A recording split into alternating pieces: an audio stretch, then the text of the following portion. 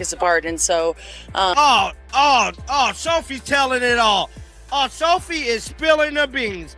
Sophie's saying we're playing one defensive scheme. That's pure coaching. That is pure coaching. Sophie cooking. Sophie cooking is. Imagine a player standing at the microphone and fearlessly dropping the exact explosive truths that coaches frantically try to bury behind closed doors. Sophie Cunningham just completely shattered the narrative, looking a packed room of reporters dead in the eye to expose that the Indiana Fever are operating on a dangerously predictable, single blueprint defensive scheme. This isn't just a minor slip. It is a brutal, public stripping of a team's strategic playbook.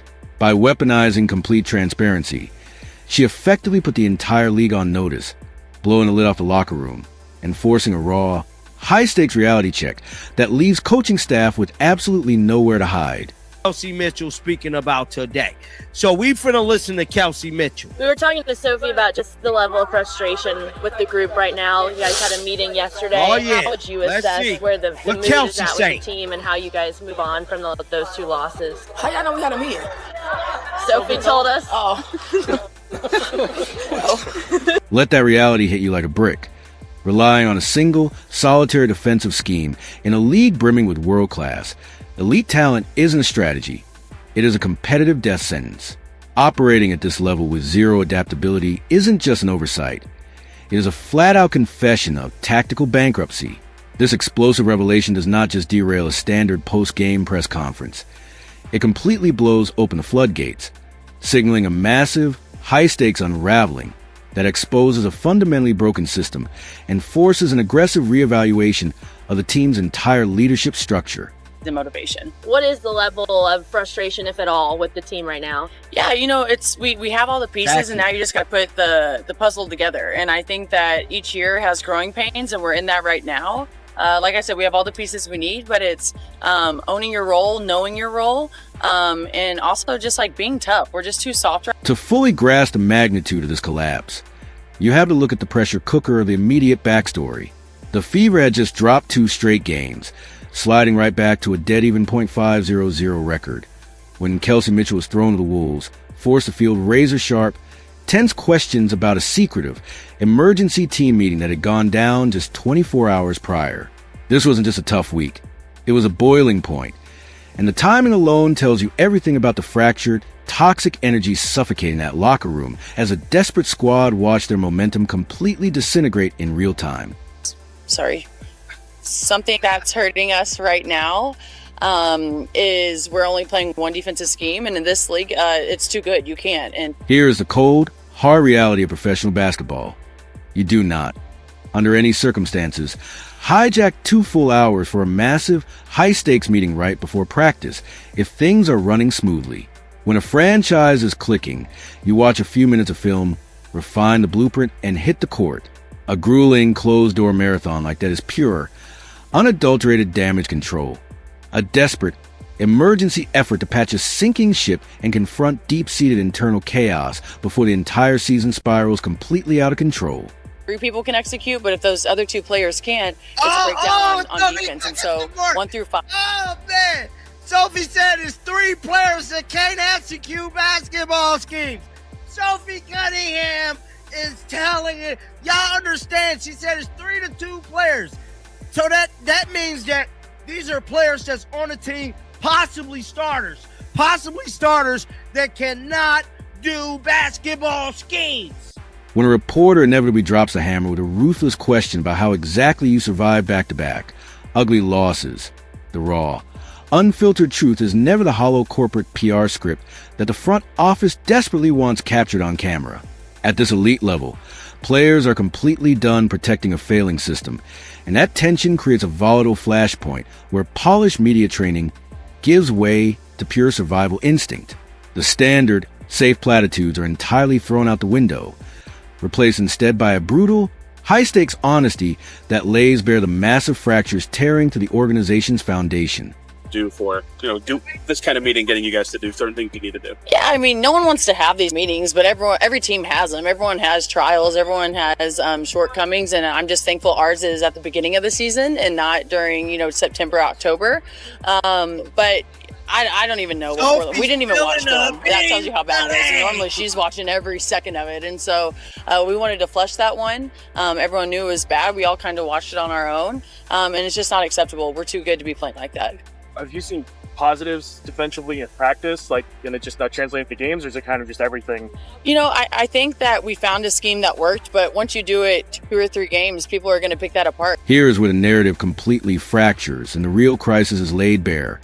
Because Cunningham absolutely refuses to pull her punches or soften the blow, looking the media dead in the eye, she issues a scathing public indictment, declaring that the squad is playing with a soft, effortless mentality that is completely unacceptable and entirely alien to who they are supposed to be. This isn't just standard post-game frustration. It is an aggressive, high-stakes demand to immediately strip away that vulnerability before it permanently defines them, forcing a brutal internal confrontation that challenges the very heart and grit of the entire roster. That tough conversations need to be had, and we have a mature group that wants to hear, you know, honest feedback, and it's up to us players to, you know, keep ourselves accountable. And if you can't keep yourself accountable, have a teammate. Make no mistake, that is a teammate directly weaponizing the media to call out the entire locker room, completely on the record. In professional sports, the ultimate, unbreakable golden rule dictates that players fiercely protect their own behind a united public front, no matter how chaotic things get behind closed doors. By utterly shattering that sacred code of silence, she didn't just air out internal frustration. She launched a public, high-stakes strike that completely exposes the deep-seated fractures within the team's culture. When a coach wants to challenge you, she just sees your potential, you know, and it's not always going to be good. You know, I've been in and out of the starting lineup right now, and you have to put your ego and pride aside for what's best for the team and what the team needs. And so I think if everyone is willing to do that and wants to see the person right next to them be more successful than them, we're going to... 99 times out of 100, players feed the media the same hollow, sanitized cliches about execution, nod politely, and desperately try to move on to the next question. But Cunningham completely torched the corporate PR playbook, aggressively shifting the narrative with a revelation that is absolutely staggering. She openly admitted that while the team entered the season armed with 10 fully developed defensive blueprints, just like last year, they are currently restricted to running exactly one, because the roster fundamentally cannot execute the rest. Let that sharpen into terrifying focus, because this is not a failure of preparation or a bad playbook. The strategies exist, but Cunningham ruthlessly diagnoses as a localized, catastrophic personnel crisis where just 2 or 3 specific players are completely breaking the system. On a squad heavily reliant on young, developing talent, that math creates a devastating bottleneck. If 3 players execute a flawless rotation, but the other 2 completely blow their assignments, the entire structural integrity of the defense instantly collapses. By verbally diagramming this breakdown on the record, she didn't just expose why the Fever's defense suffers late-game disasters. She deliberately weaponized the truth to isolate the weak links, drawing a razor-sharp line between elite championship standards and a few individuals who are actively holding the entire franchise hostage. This is an absolute personnel indictment, completely absolving the coaching staff by proving the tools are provided, but the players simply refuse to weaponize them. Crucially, this savage strategic breakdown completely derails the lazy media narrative that desperately tries to pin Indiana's catastrophic struggles squarely on the most famous star on the roster. Cunningham's revelation proves the exact opposite. This crisis is entirely driven by specific role players who have fundamentally failed to lock in mentally and physically on the defensive end. Hearing a teammate weaponize this truth publicly carries a staggering, undeniable locker room authority that no TV talking head could ever command. She then exposes the massive self-inflicted strategic trap they fell into. The Fever leaned on one single working defensive scheme as a crutch for a few games, allowing a ruthless league to systematically dissect it in the film room, isolate the vulnerabilities, and pick it apart possession by possession. This is the brutal cost of being utterly one-dimensional. Cunningham notes that when opposing offenses switch positions 1 through 5, it should create massive, favorable mismatches with Fever's quick shooters and dominant post players. Yet the execution remains totally non-existent.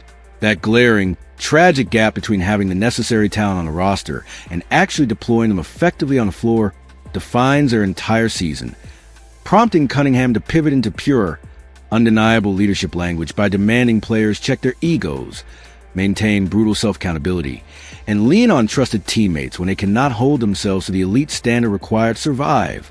This is absolutely not a case of a player throwing her teammates under the bus to escape blame.